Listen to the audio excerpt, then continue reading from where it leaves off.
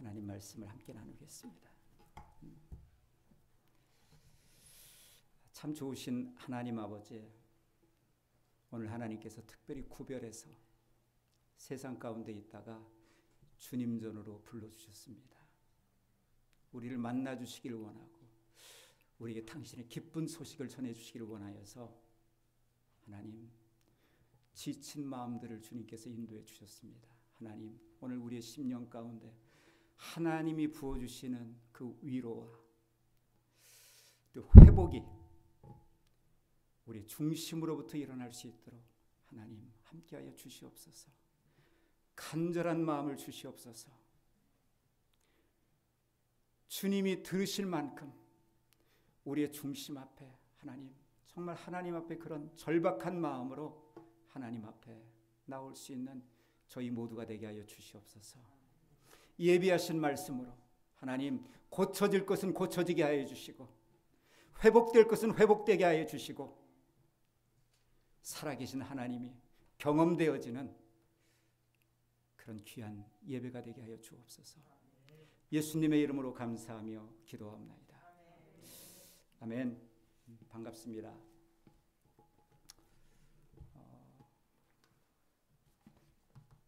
제목이 좀 쉽지 않죠. 그냥 쉽게 설명을 하겠습니다. 진짜 신앙이란 얘기예요. 유대인 그러면 이스라엘 백성들이 하나님의 백성이라는 자부심이 있잖아요. 네, 성경은 말하기를 진짜가 있다는 거예요. 말을 좀 바꾸면 무슨 말이에요? 가짜가 있다는 것입니다. 하나님이 원하는 건 진짜를 원해요. 진짜. 무늬가 아닌 진짜. 여러분들은 신앙생활이 기쁘십니까? 여러분 중심에 한번 물어보세요. 여러분의 신앙에는 활력이 있습니까? 하나님이 경험되어지십니까? 주님 앞에 나오는 걸음이 종종 걸음이 되십니까?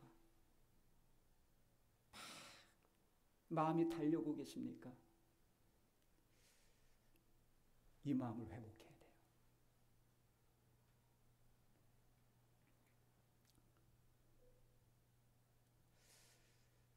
참 마음 가운데 그런 소원이 있습니다.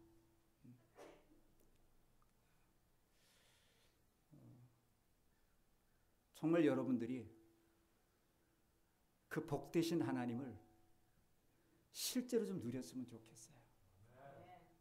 제가 제 인생을 돌아보면서 너무너무 지쳤었거든요. 많은 시간을 교회를 나왔지만 내 중심 안에는 참 하나님으로부터 오는 그 회복과 그 기쁨과 그 자유함이 실제로는 없었거든요. 그래서 저 같은 분들이 꽤 되실 것 같아요. 그래서 하나님께서 오늘 우리 귀한 시간을 허락하신 줄 믿습니다. 그래서 이 시간 여러분들의 믿음의 눈이 열려야 돼요. 여러분 중심 가운데 하나님 음성이 들려져야 된다고요. 하나님의 생명의 말씀이 여러분 심장을 두들기셔야 돼요. 그게 진짜예요. 그냥 귀로만 듣고 그냥 흘려보내는 그거 말고요.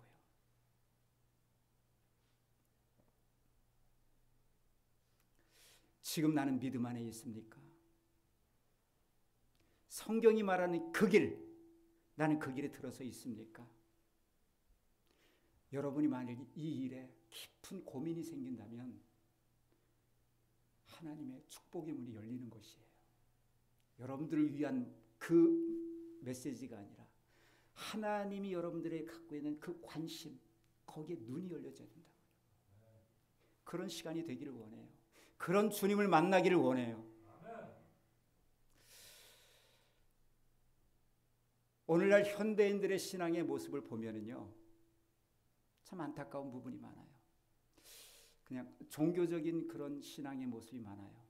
진짜 거듭남의 체험이 없는데 그냥 교회 출석을 하는 경우입니다. 또 종교적인, 기독교적인 그런 신앙이 있어요. 주님을 경험을 했어요. 근데 뭔가 이 본질, 하나님이 말씀하신 그것하고는 뭔가 좀 틀어진 그런 거 있죠. 그 원형 자체가 틀어진. 요즘 사람 체형도 많이 이렇게 틀어져서 척추 교정을 많이 하게 된다고 그래요. 왜? 척추가 좀 비틀리면은 온몸에 질병이 찾아오기 때문에 그렇습니다. 또 다른 신앙이 있는데 진짜 신앙이 있어요. 복음적인 신앙이 있습니다.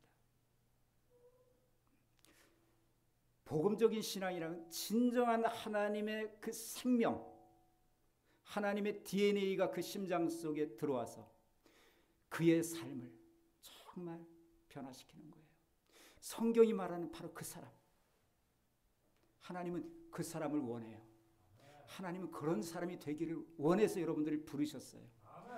종교인 되시면 안 돼요. 기독교적인 그런 배경을 가지고 신앙생활 하시면 안 돼요.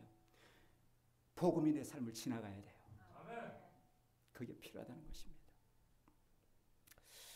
많은 사람들이 신앙의 시작을 이런 방식에서 합니다. 어떤 분들은요, 기적이라는 걸 체험을 해요. 교회를 나오거나 어떻게 기도하다가 질병이 치유돼요. 자기가 너무너무 답답한 문제가 해결이 된단 말이에요.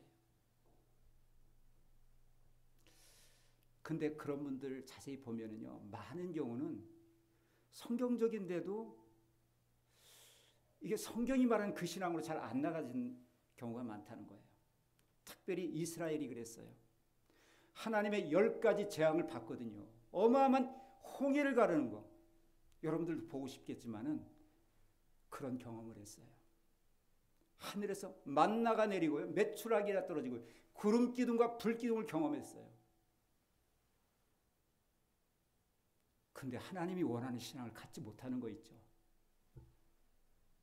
예수님이 오셨을 때 많은 기적을 행했습니다. 병자를 고치고 심지어 죽은 자를 살리셨어요. 그들의 문제를 해결해 줬어요. 근데 그들이 결국은 하나님이 원하는 신앙으로 나아가지 못한 것을 우리는 공관복음을 통해서 확인할 수가 있습니다. 그래서 이 기적이라는 게 참 필요하지만 그게 우리 어떤 신앙의 증거라고 표현하면 좀 옳지는 않습니다. 어떤 경우는 은혜를 체험해요. 성령의 은사도 체험을 해요. 방언도 말하고요. 참 말할 수 없는 눈물도 흘려요. 하지만 삶이 바뀌지 않는 거예요. 삶은 안 바뀌어요. 또 제가 가장 안타까워하는 그런 신앙이 있어요. 모태신앙. 어려서부터 교회에서 자랐어요. 그래서 말씀도 알아요. 영적인 삶이 뭔지도 잘 알아요. 그리고 교회에서 직분도 맡고요. 봉사도 하기 때문에 사람들은 박수를 쳐줘요. 하지만 그 마음 안에는 늘 허무하기도 하고. 그래서 그런 사람들의 특징은 교회와 가정의 삶이 너무나 틀립니다. 교회에서는 잘 포장돼서 신앙생활을 할 수 있지만 가정 안에 들어오면 자기 어떤 마음속에 있는 그런 답답함들이 표출이 돼요.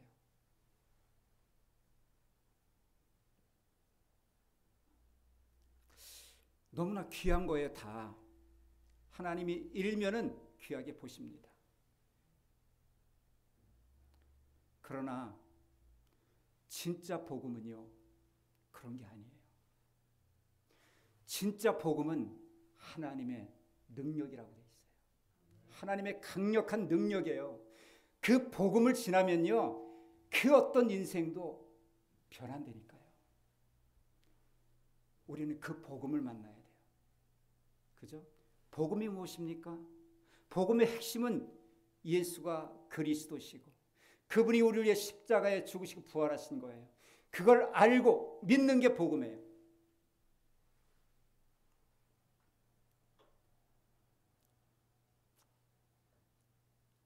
근데 생각해 봐야 돼요.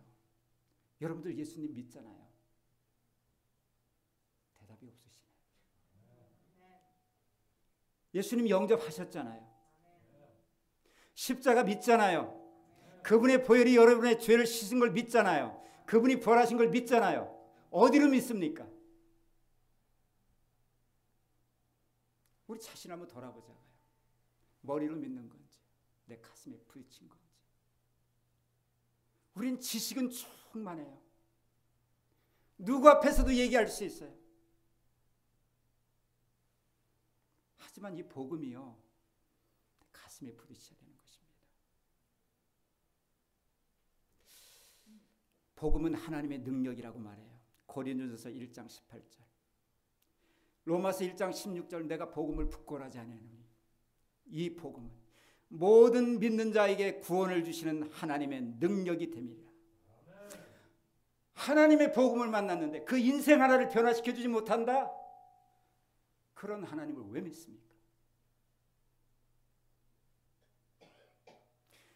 우리가 믿는 하나님은요, 그 어떤 인생도 변화시켜줄 수 있는 너무나 분명한 확실한 하나님의 능력인 거예요. 하나님의 능력이란 말입니다.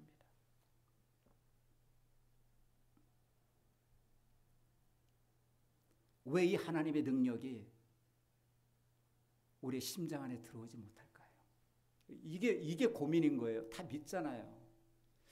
도대체 근데 왜 내 삶에, 내 이 근본 중심에는 진정한 변화가 없는가?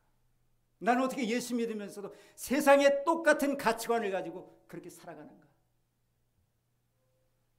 그냥 예수 믿으면 천국은 하나 이렇게 딱 사이드로 따놓고 이제 내가 원하는 거 필요할 때마다 꺼내서 주님한테 얻어놓고 그게 천국입니까? 그렇지 않습니다. 그렇잖아요. 하나님이 주시는 그 복음이라는 것은 그 정도 선에서 머무르는 게 아니에요. 우리는 이 복음을 통과해야 돼요. 어떤 경험이나 어떤 체험이나 은사나, 그죠? 여러분들이 어려서부터 해왔던 그런 어떤 습관이나 이런 게 여러분들을 개런티 못한다니까요. 진짜 복음을 경험하셔야 됩니다. 그러려면요, 한 가지 딱 우리에게 부족한 게 있어요. 제가 경험한 거예요. 나는 누구입니까? 내가 누구인지가 알아져야 돼요. 깊은 인식이 있어야 돼요. 도대체 나는 누구인가?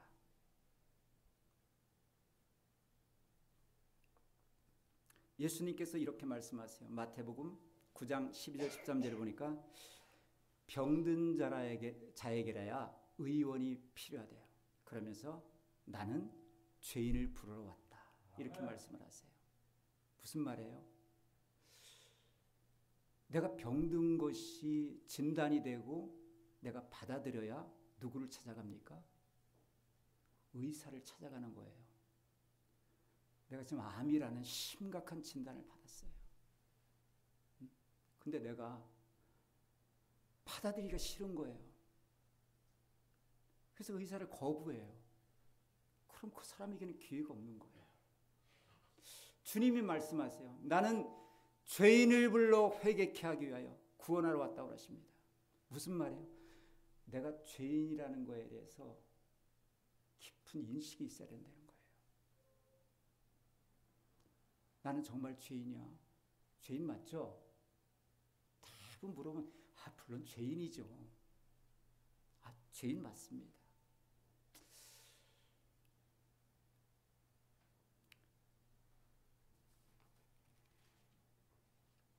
내가 얼마만큼 죄인인지 거기에 대한 그 깊은 이해가 있는 만큼 그때 비로소 우리는 주님 앞에 나아가는 것입니다. 그 전에는요, 주님 앞에 깊이 못 나가요.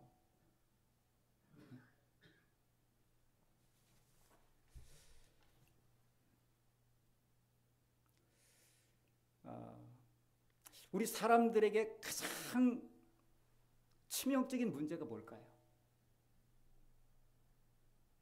제가 이렇게 대화를 나누거나 사람들을 만나보면 이 시대를 진단하고 자기의 문제를 진단하는 게 다 그런 얘기예요. 물질적으로 너무 힘들어. 이것만 해결되면 되겠어. 나는 건강이 문제야. 그렇게 얘기하고 우리 자녀만 좀 잘 자랐으면 좋겠어. 별 내가 소원이 없겠다. 근데 성경은 그렇게 얘기 안 해요. 우리 인생의 가장 치명적인 게 죄라고 그렇게 설명을 해요. 그것 때문에 이 성경을 기록했어요. 성경은 처음부터 끝까지 다 죄 이야기예요. 한번 보세요.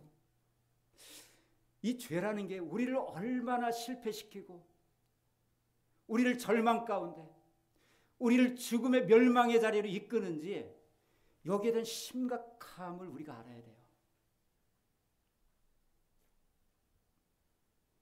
이 죄라는 건요 너무 치명적이에요. 우리는 너무 이 죄에 대해서 감각이 별로 없어요. 왜?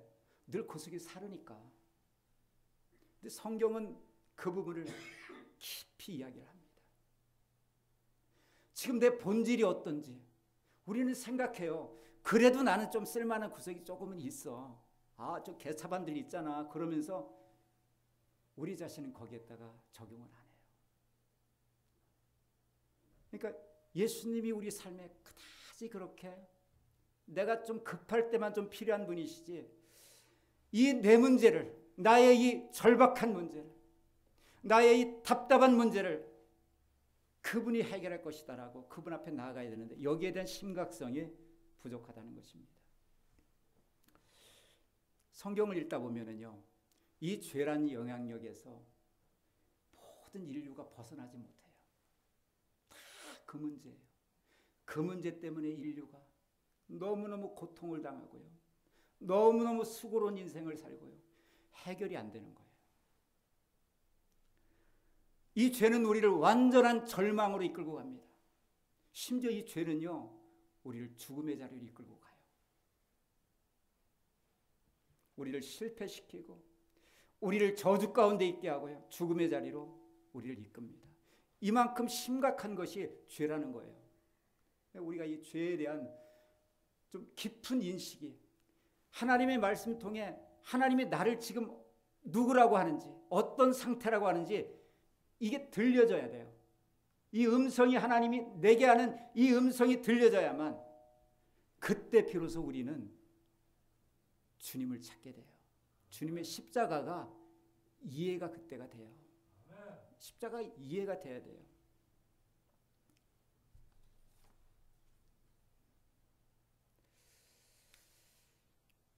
마태복음 1장 21절에 하나님이 사람이 돼서 오신 사건이 나옵니다. 그분의 이름은 예수예요. 그 예수의 이름을 풀었더니 뭐라고 하냐면 이는 자기 백성을 저희 죄에서 건지실 자이십니다. 하나님의 형상대로 지음받은 인생들을 보시니까 너무너무 비참한 거예요. 너무너무 비참하고 불쌍하고 그 넘치는 궁율이 견딜 수 없어서 하나님이 계획을 세우셔서 그 아들을 보내기로 했어요. 그가 예수님이십니다. 그분이 예수님이세요. 그래서 그 이름 자체, 이름 안에 이는 자기 백성을 저희 죄에서 구원할 자십니다. 그걸 위해서 오셨다니까요. 여러분들 크리스마스를 위해서 오신 게 아니에요. 크리스마스는요 대강절이잖아요. 그 주님을 고대하는 절기를 지나잖아요. 그분을 하나님이 왜 보내셨을까? 왜 그분 아니면 안 될까? 고민해보라는 기간이 이 기간입니다. 우리의 죄에 대한 문제는 너무너무 심각해요. 하나님이 개입하지 않으면 안 될 정도로 심각하다니까요. 그게 여러분들 괜찮으십니까? 묻고 싶어요. 저는 보여요. 저는 제 자신 속에서 봐요. 이 죄가 나를 얼마나 비참하게 만드는지. 원래 이렇게 만들어진 존재 아니에요. 다 신음하시잖아요. 모르겠어요. 여러분들은 뭐 좋아서 얘기하는지 몰라. 저는 여러분들이 하는 소리를 듣고 내가 내 심령이 하는 소리를 들으면 신음하고 있어요. 이 죄라는 문제에 걸려서 우리 모든 인간은 신음을 해요. 길이 없다니까요. 그래서 하나님이 친히 개입을 하신 거예요. 그래서 그 아들, 자기의 생명을 보내신 거예요.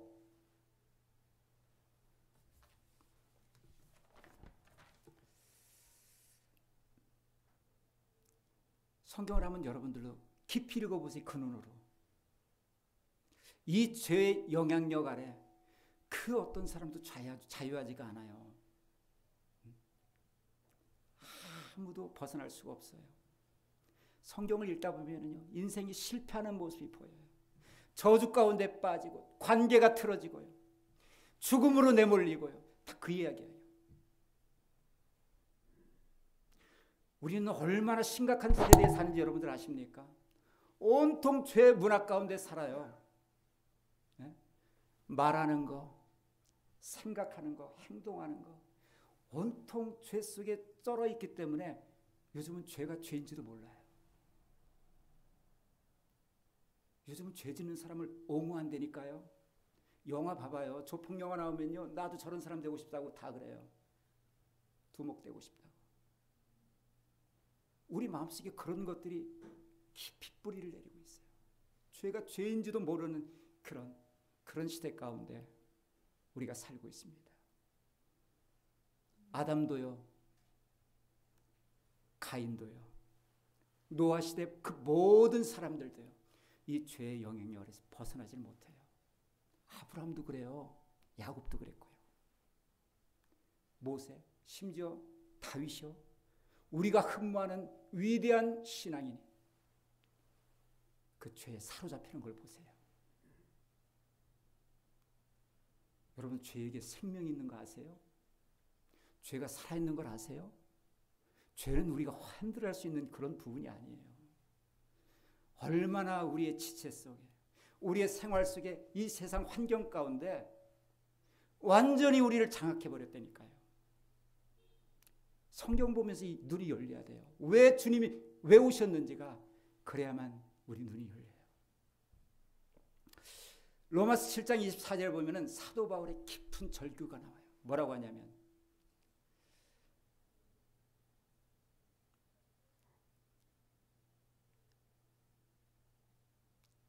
이 죄라는 게 자신과 하나님 사이를 갈라놓는 역할을 한다고 고백을 해요. 그리고 그 죄가 다른데 내 몸 밖에 있는 것이 아니라 내 안에 있대요. 그 내 안에서 역사하는데 그 죄의 힘이 얼마나 강력한지 실신시킬 정도로 그렇게 강력하다고 고백을 해요. 뭐라고 하냐면, 오호라 나는 곤고한 사람이로다. 곤고하다고 합니다. 이 사망의 몸에서 누가 나를 건져내랴. 죄는 우리를요, 죽음의 자리까지 끌고 가는 특성이 있어요. 절대 한번 그 트랩에 걸리면 놔주질 않습니다. 그러면서 고백하죠. 우리 주 예수 그리스도로 말미암아 하나님께 감사하리로다.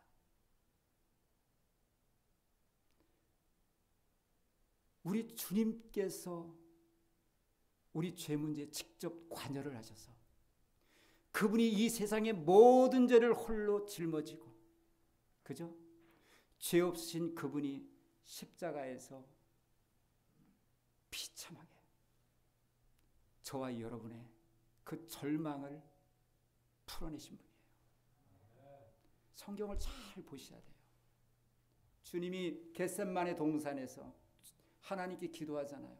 하나님, 할 수 있으면 이 잔 좀 내게서 지나가게 해주세요. 왜? 아셨거든요. 이 잔의 무게가 얼마나 고통스럽고 감당할 수 없는 것인지. 3번을 기도해요. 얼마만큼이요? 그의 땀이 피처럼 변했대요. 그 모세혈관이 다 파괴될 정도, 얼마나 간절하게 하나님 앞에 기도했겠습니까? 성경에 보면 하나님이 그 예수님의 기도를 외면하십니다. 말씀하시는 거예요. 아들아, 어떻게 하면 좋으니? 네가 이 일을 해주지 않으면 저 불쌍한 인생들 길이 없구나. 네가 좀 그 일 좀 해줄래? 그 이야기잖아요, 성경이. 주님이 그렇게 하나님께 대답하잖아요. 주님, 아버지요, 나는 너무나 힘들고 싫지만 그게 아버지의 뜻이라면 제가 할게요. 제가 해볼게요. 그게 예수님의 십자가라니까요. 그러니까 내 죄가 어떤 죄인지 그게 보이면요, 십자가가 그냥 풀려버려요. 왜 예수님이 동정녀 탄생을 해요? 그냥 풀린다니까요. 왜 예수님이 사람으로 오셔야 돼요? 그게 그냥 이해돼요. 내가 누군지를 알아야 돼요. 이게 없이는요, 우리는 종교에 빠져요. 그죠? 우리는 그냥요, 습관으로 빠질 수밖에 없어요. 반드시 그리스도의 사람들은 이 예수님의 십자가에서 스캔을 다 받아야 돼요. 우리의 머리끝에서 발끝까지 주님의 그 보혈로 다 스캔이 돼야 돼요. 철저하게 돼야 돼요. 이게 안 되면 안 돼요. 그 스캔이 다 되어서 내 머리끝에서 발끝까지, 하나님, 나는 성한 곳이 없네요. 내 모든 머리의 생각, 내 손의 행실, 내 마음속에 품은 것들 한번 볼래요? 성경이 뭐라고 하시나? 마태복음에 보면 그런 말씀을 하세요. 사람들이 그래요. 손을 씻지 않고 음식을 먹으니까 되게 뭐라고 그래요? 어떻게 손을 씻지 않고 더러운 걸 먹을 수 있냐요? 주님이 뭐라고 하시냐면,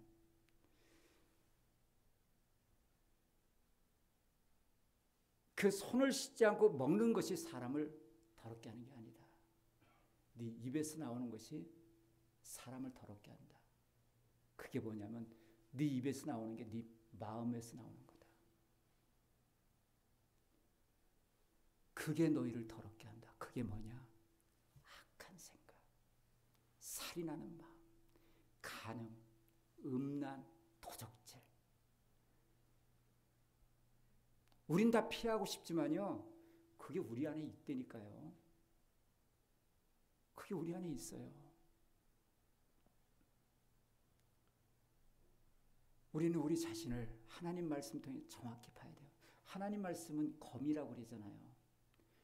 여러분의 깊은 마음을 뚫고 지나가요. 깊은 생각을 다 감찰한다니까요. 내가 와이프는 속일 수 있어요. 하나님의 말씀은 하지만 그 말씀이 내 심장을 뚫고 지나가면요, 내가 다 스캔되는 거예요.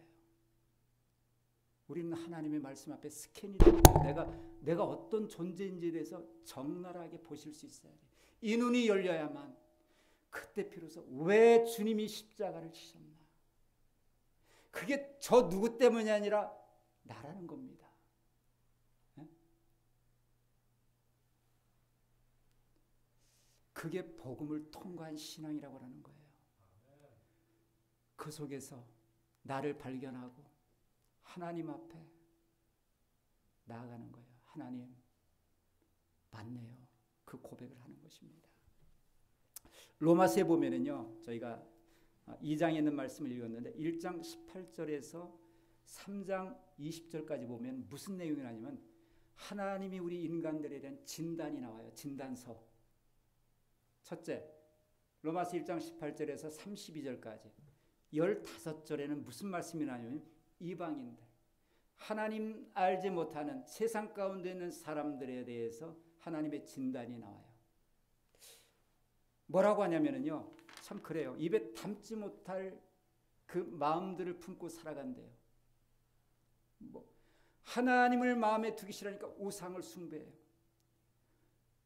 자기를 만드신 그 하나님을, 그분을 모르니까 자기가 신을 만들어요. 나무떼기, 심지어 벌레를 신이래요.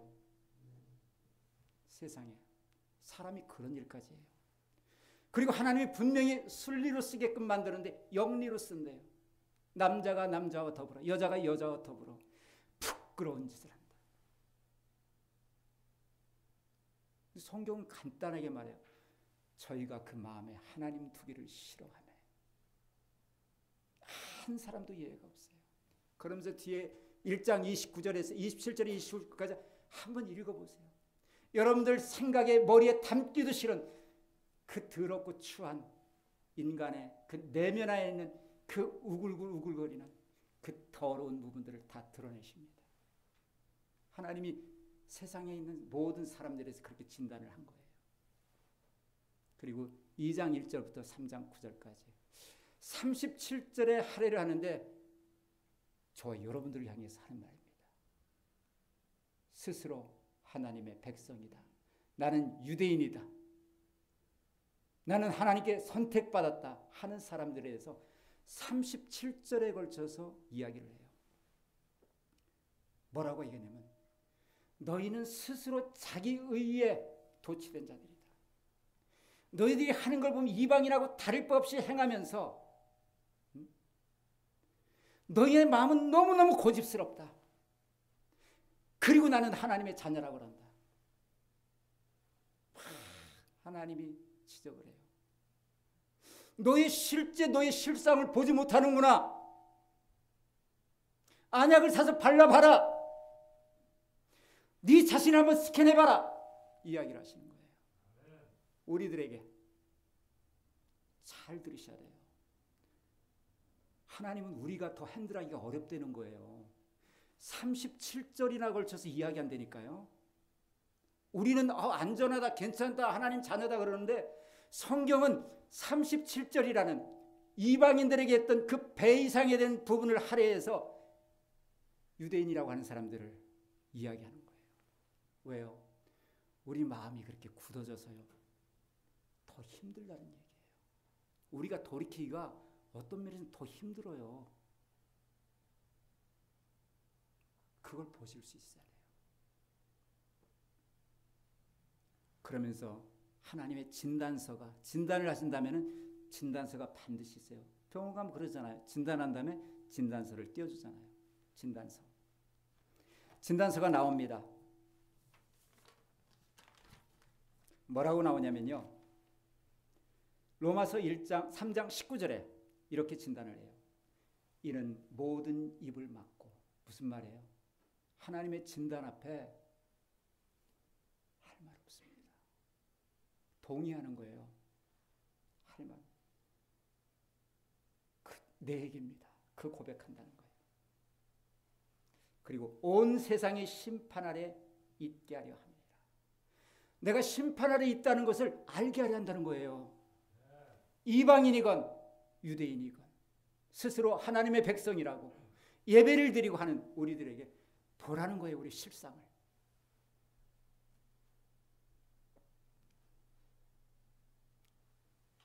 온 세상이 하나님의 심판 아래 있게 하려 함을 알게 무슨 말이에요? 맞네요. 하나님, 내가 정죄받아 마땅하네요. 그 고백 받아내시겠다는 거예요. 하나님은 저와 여러분에게 그 고백 받아낼 때까지 여러분은 자유하지 못합니다. 자유하지 못한 거예요.